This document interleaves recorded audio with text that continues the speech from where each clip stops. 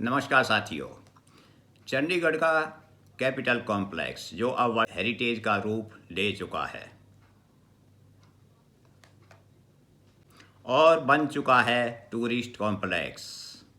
खड़े थे इस कॉम्प्लेक्स की धूप में, तभी मिले कुछ छाया पत्रकार साथी। और क्योंकि संपन्न हुई थी हरियाणा विधानसभा सत्र के बारे में सिक्योरिटी संबंधी मीटिंग, तो चर्चा शुरू होनी थी इस बिल्डिंग की, इनकी सिक्योरिटी की और उतार चढ़ाव की।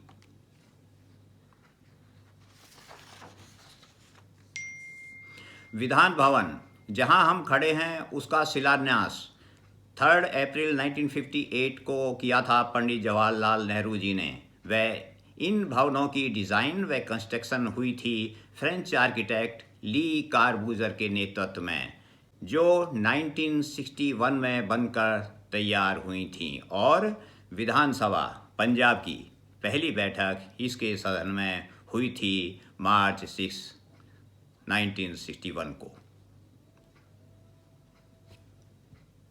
यह बताना आवश्यक होगा कि इससे पहले शिमला से चंडीगढ़ आने पर पंजाब विधानसभा की बैठक हुआ करती थी इस असेंबली हॉल में।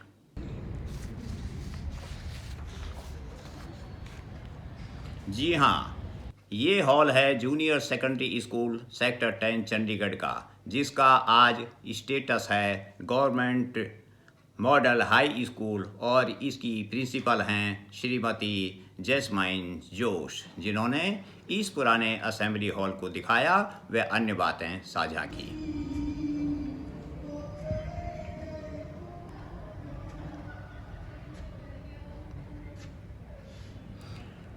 28 सितंबर 1961 तक इस हॉल में विधानसभा के सेशन हुआ करते थे।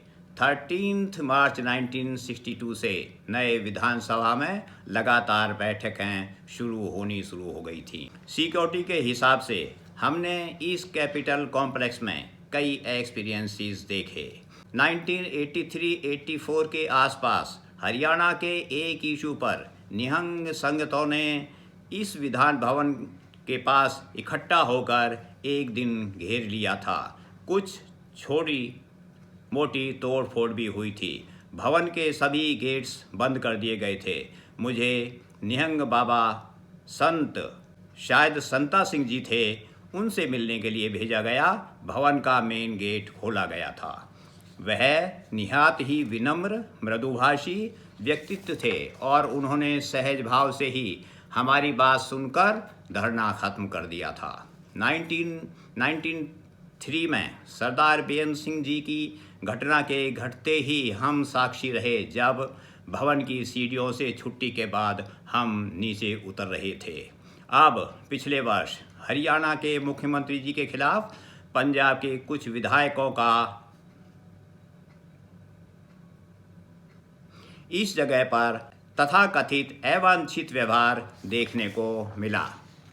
इसलिए सुरक्षा की दृष्टि से इस क्षेत्र कॉम्प्लेक्स का काफ़ी महत्व है। कल 26 दिसंबर से शुरू होने जा रहे हरियाणा विधानसभा के सत्र में देखना है कि क्या सदस्य, विशेषकर विपक्ष, शासन को घेरने जैसी मानसिकता को छोड़कर कार्य कर पाता है और वह सदन में जनता की आवाज़ उठाकर जनता की कठिनाइयों को दूर करा पाता है और जनता की आवश्यकताओं की पूर्ति कराने का प्रयत्न कर पाएगा। सदन का 3 दिन का समय कम नहीं है। अध्यक्ष महोदय द्वारा गिनाए गए सदस्यों के कार्य भी कम नहीं हैं। इसके अतिरिक्त सबऑर्डिनेट लेजिस्लेशन के इश्यूज भी हैं जो प्रत्येक सत्र में आते रहते हैं। बहन चंद्रावती जी, डॉक्टर मंगल सेन, वधवा जी, चौधरी वीरेंद्र सिंह आदि तथा बाद में जयप्रकाश जी, रामविलास शर्मा जी, संपत सिंह जी व करण सिंह दलाल जी के बाद इस विषय पर चर्चाएं लगभग लुप्त सी होती चली गई हैं। कारण स्पष्ट है, सदस्यों द्वारा या तो इंटरेस्ट नहीं लेना या जानकारी या समय का अभाव होना। साथ ही देखना है कि चर्चा को पक्ष व विपक्ष कितना प्रभावी बना पाते हैं या आरोप प्रत्यारोपों में सत्र खत्म हो जाएगा, या सदस्य वॉकआउट जो एक प्रोटेस्ट की संसदीय प्रक्रिया है उसका सही इस्तेमाल कर पाएंगे, या वॉकआउट को बॉयकॉट या लेफ्ट आउट में ही तब्दील करके जनहित के कार्यों को छोड़कर सदन के बाहर धरना या मॉक असेंबली जैसी लगाकर मीडिया की सुर्खियां चर्चा में आना पसंद करेंगे। जो भी हो, प्रदेश की जनता प्रेस देखेगी अपने जनप्रतिनिधियों की सदन में कार्यशैली, योग्यता और ज्ञान। धन्यवाद।